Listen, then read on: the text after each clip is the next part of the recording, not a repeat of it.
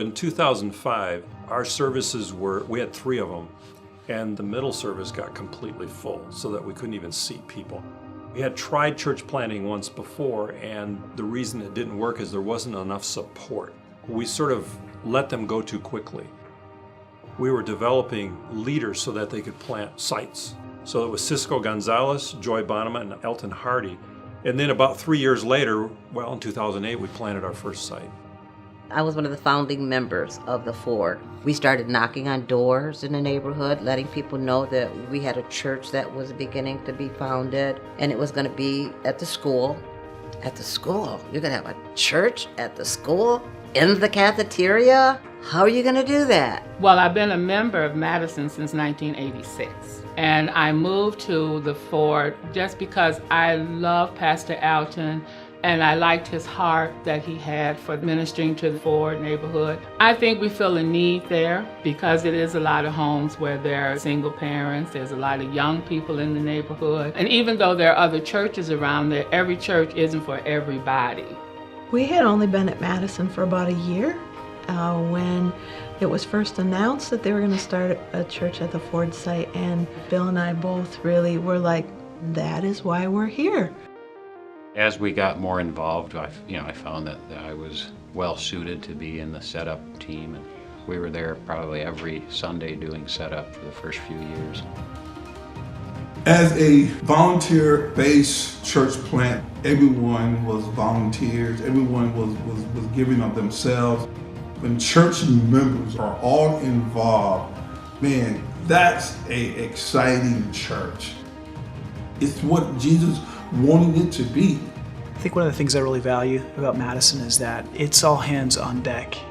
It really is a unifying factor within our teams, and there have been countless people who have served, some of whom who have been serving 10 years. Our volunteers are the heartbeat of this ministry. There is no doubt about it, and they are servant leaders who don't ever seek recognition.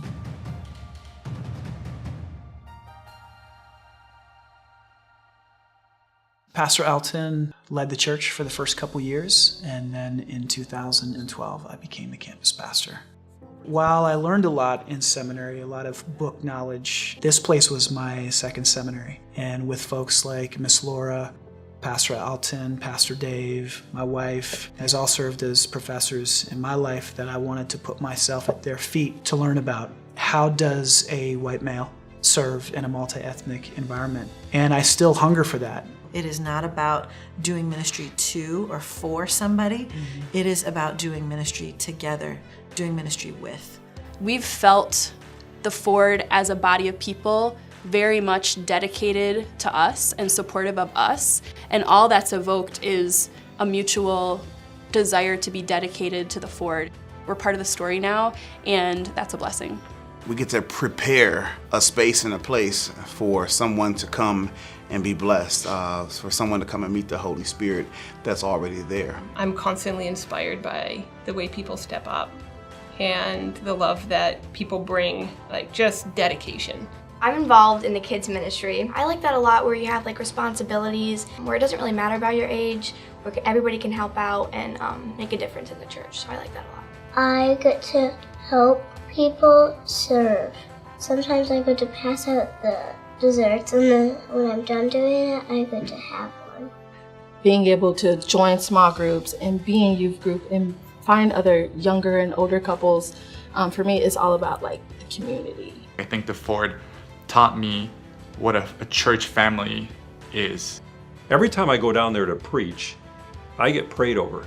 And I'm inspired by the strength of faith. Even though it was a public school, I felt like I was entering into a place that had prayer servants all over the place. When Ford was started, it was walked out on faith, and that's still what we're doing. I'm just excited about what the Lord is going to bless us to do in the neighborhood. I've learned in my many years that when the Lord has something for you, you can run away from it, give it up, but the Lord is going to bring it back to you. When we first got at the Ford, we weren't in there but a couple of months when we had an opportunity to be at 415 Franklin. I met Andrew Vries at the Reformed Bible College. At the first meeting, Ed said, hey, I just bought this building. And he said, what do you think we can do with that building? I said, well, I think we can do a lot of things with that building. And the dream of what that building could become, it just grew. Back in 2014, the question was, who are we as a church and where should we serve? But it was very clear through talking with members of the congregation, talking to Brad, and just praying through it, we were called to 415 Franklin. At DeVries, reaching out to the Ford and having that conversation and then stepping out on faith and trusting that we would be able to figure out a plan. And then ICCF stepping out and trusting that this would work out even though there were so many unknowns. Eventually, the timing became right for both organizations, and I think they're the perfect partner, and it's definitely felt like a God thing. When we decided to take 415 Franklin, we walked out on faith. We just feel that the Lord has us there for a reason and that we're just walking in that. I just hope that the Ford just remembers to continue just relying on God to open doors and to move mountains, to allow us to step into what He has in store for us. I'm excited to see what God's going to do as we get to walk across the street.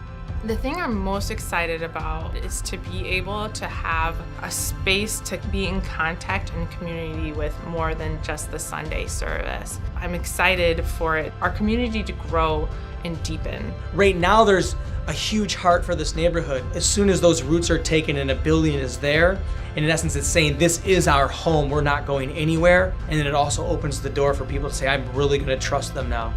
We want to see the gospel be lived out, receiving it on Sunday, living it out throughout the week. When the gospel is that properly centered and that real, it keeps you coming back. The pastor needs to know that what he's saying, it touches somebody. It touches their heart, it touches their soul. It's truly a church that is willing to grapple with difficult issues, seeking God to have an influence, like right where we are.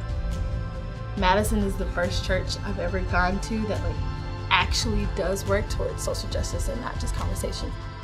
And to see white people, brown people who want my community to succeed, that's my favorite thing about Madison. I think one of the things I used to appreciate a lot being there was worshiping every Sunday with different styles of music. And just seeing the people come together and be united with the same passion, I absolutely loved it. That's one of my favorite memories. My role in what I'm doing is hoping to keep us in a continued posture of prayer and worship. I see people, lifting their praises to God through song and through prayer. And I see people free to be in God's presence. People don't always worship with their bodies, but you can feel it, you can see it on their faces. Usually when that happens, I can sense the presence even more. It's a feeling where you get there and it's like everybody is in one accord. Words typically don't do it justice. I used to come into the church, find a place in the back and sit. When service was over, I was out the door.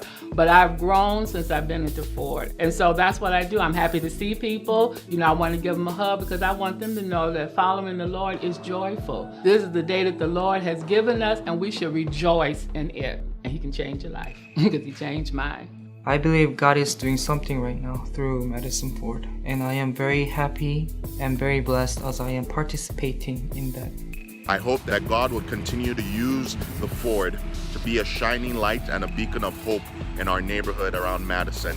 He doesn't take a break from the things that he knows are in his heart for that community, and Madison at the Ford is such an integral part of his heart. I really believe that. This season that we're in at the Ford, that's what it's always been about, learning to rely on Him. There's no growth without difficulties, but I just believe that in submitting to Him, the best is yet to come. So I'm excited about what God is doing at the Ford, and so again, I just say prophetically, the best is yet to come. My dream is Jesus' dream. I truly believe that Madison Ford is going to continue to do the work that God started it, birthed it to do. I just pray Madison the Ford remain faithful to the gospel of word and deed. Keep on keeping on, keep on doing what you're doing because God is using it. And we're excited to be able to cheer you on in that. We're all one church, we got 3 locations, and we're rejoicing with you. There's a guiding verse that's in my heart as I think about the future where Jesus says in John 15:5, I am the vine, you are the branches. In me, you can bear much fruit. Apart from me, you can do nothing. One of the core values of who we are as a church is that we're a God-dependent church, and we have to remain that way. Probably when we're in 415 Franklin and we've got our building, we've got the chairs, we've got the sound video, everything's already in place, we're gonna miss the good old days. Remember back in the day at Ford, all that we went through. It's really in the struggle that we grow closer together, and the gospel leads the way.